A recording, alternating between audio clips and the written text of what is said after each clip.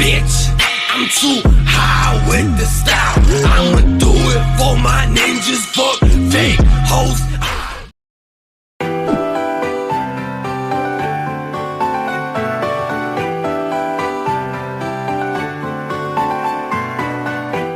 Oke guys, kembali lagi bersama gue Hitmawan Ainur Rohim.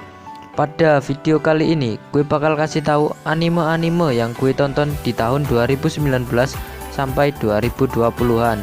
Tanpa basa-basi, langsung saja kita masuk ke list yang pertama.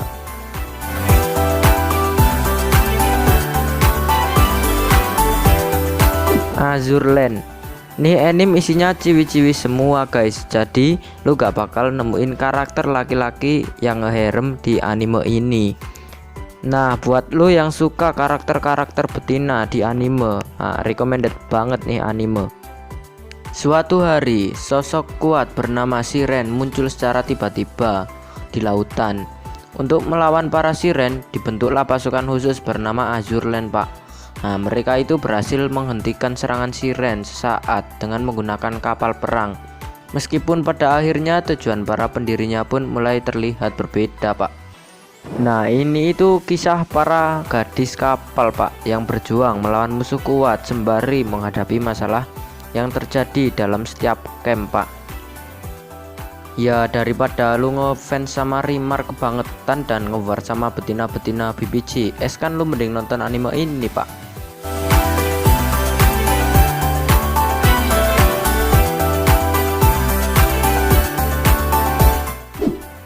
100.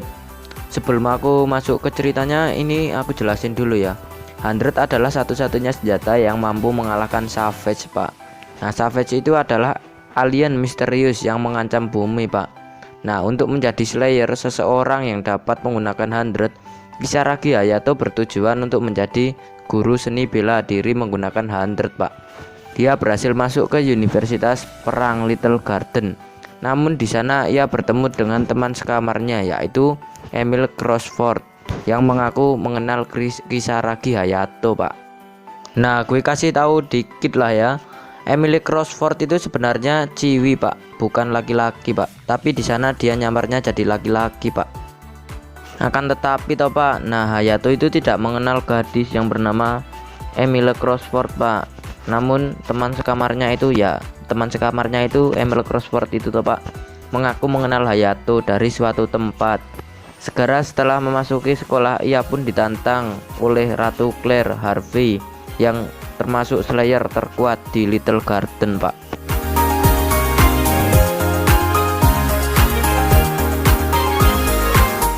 Lord of Vermilion Guren no O menceritakan Tokyo pada 29 Januari 2030. Resonansi frekuensi tinggi dan kabut merah menyelimuti kota, Pak. Semua orang dan hewan yang mendengar suara itu pingsan, Pak. Orang-orang di Tokyo percaya kabut itu membawa virus dan menyebarkan wabah penyakit, Pak. 6 hari setelah kejadian, orang-orang bangun seakan tidak terjadi apa-apa. Kota Tokyo tertutup perlahan kembali normal. Namun sejak itu peristiwa aneh dan misterius mulai banyak terjadi, Pak. Tak hanya itu, anak-anak muda segera menyadari kekuatan yang tersembunyi di dalam darah mereka yang biasa disebut dengan darah pahlawan, Pak.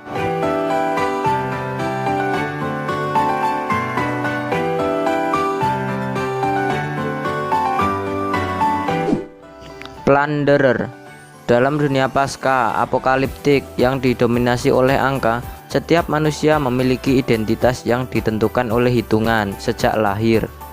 Manusia harus menghitung sesuatu seperti jarak berjalan atau jumlah pujian yang diberikan oleh orang lain. Semua orang selalu berjuang untuk meningkatkan hitungannya. Jika angka mereka mencapai 0, mereka akan dikirim ke abis. Pada tahun 305 kalender Alcia, Hina mewarisi misi dari ibunya untuk mencari AC legendaris, Pak. Dalam perjalanannya, dia bertemu pendekar pedang bertopeng bernama Lihto. Lihto adalah orang yang menyembunyikan identitasnya dan dikenal sebagai orang mesum, pemilik hitungan minus, Pak.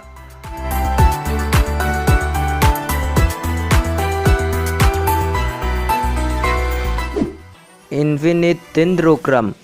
Pada tahun 2043, Infinite Dendrogram VR MMO dengan fitur kendali penuh pertama di dunia sukses dirilis.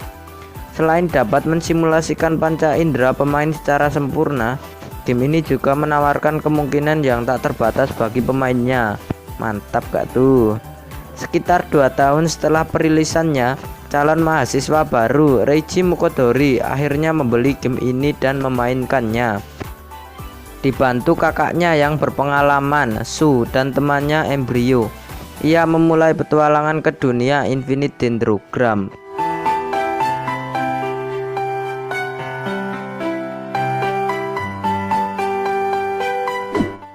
Black Clover. Di dunia yang menggunakan sihir, ada 2 orang anak yang dibesarkan di gereja yang sama. Mereka adalah Asta dan Yuno. Mereka berkeinginan untuk menjadi kaisar sihir suatu saat nanti, guys. Nah, akan tetapi toh guys, perbedaan itu terlihat jauh saat mereka sudah dewasa. Asta adalah orang yang tidak bisa menggunakan sihir sama sekali, sedangkan Yuno, dia adalah orang yang pandai menggunakan sihir, atau ya jenius lah kalau urusan sihir-sihir. Nah, saat penerimaan Grimoire pada umur mereka yang 15 tahun, Asta dan Yuno mendatangi menara Grimoire. Yuno berhasil mendapatkan Grimoire 4 daun yang berarti keberuntungan, sedangkan Asta malah tidak mendapatkan Grimoire sama sekali. Pada saat Yuno terancam, ya maksudnya itu Grimoire Yuno itu dicuri oleh pencuri, Asta datang untuk menyelamatkannya. Akan tetapi Asta tidak bisa mengalahkan pencuri itu. Pada saat itu Asta berhasil membangkitkan kekuatannya, guys. Dia akhirnya bisa mendapatkan grimoire-nya dan bisa mengalahkan pencuri itu. Dan mereka melanjutkan persaingan sehat mereka.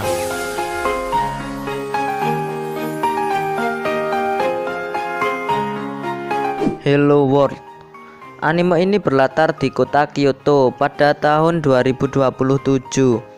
Di mana berbagai data yang berhubungan tentang kotanya kini tersimpan di sebuah mesin komputer bernama Altali, guys. Anime ini mengisahkan Naomi Katagaki, seorang murid SMA, bertemu dengan seorang laki-laki yang mengaku sebagai dirinya 10 tahun yang akan datang. Bersama-sama mereka harus mengubah masa depan yang menyelamatkan salah seorang murid perempuan yang akan ia cintai selama 3 bulan yang akan datang, guys.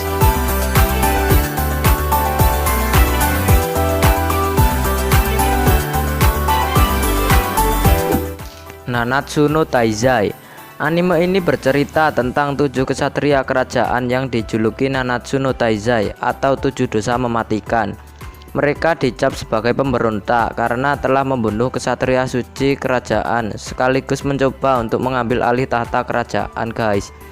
Pada kenyataannya semua itu hanyalah fitnah. Yang mencoba menggulingkan kerajaan bukanlah Nanatsu no Taizai, melainkan kesatria suci di kerajaan itu sendiri, Pak. Mengetahui hal ini, salah satu putri kerajaan yang bernama Elizabeth memutuskan untuk berpetualang mencari anggota Nanatsu no Taizai, Pak, dengan harapan agar Nanatsu no Taizai berkenaan membantunya dalam menghentikan aksi kudeta yang dilakukan oleh para kesatria suci.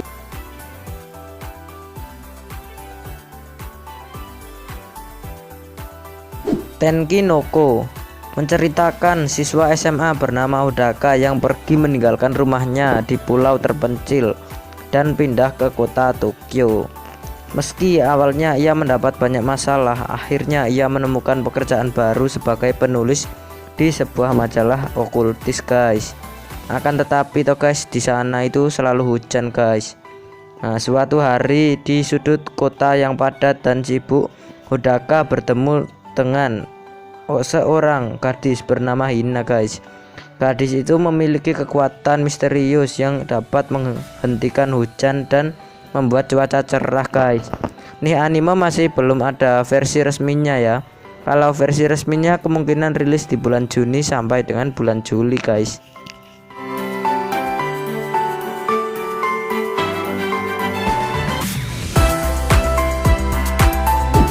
Akame ga Kill. Nah, kalau ini anime itu nyeritain Tatsumi yang datang ke kota berniat untuk mendapatkan uang demi menjauhkan desanya dari jurang kemiskinan, Pak. Namun ia justru mendapat kenyataan bahwa pemerintahan saat ini penuh dengan tindakan korupsi, Pak.